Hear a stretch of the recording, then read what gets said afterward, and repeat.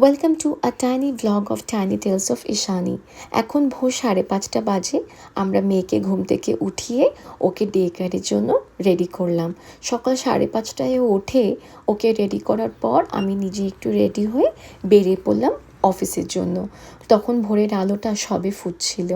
তো ওকে আমরা সবার আগে ডে কেয়ারে ড্রপ করব বাড়ি থেকে ঠিক 2 মিনিট। তখন বেশি বাচ্চা থাকে না, আর ঘুম ঘুম চোখেও আমাদেরকে এখন বাই বলে আমরা বেরিয়ে গেলাম আমাদের অফিসের জন্য। দেখাচ্ছিল তখন 25 মিনিটে অফিস পৌঁছাবো। আমি চলে এলাম আমার অফিস মর্গান স্ট্যানলেতে।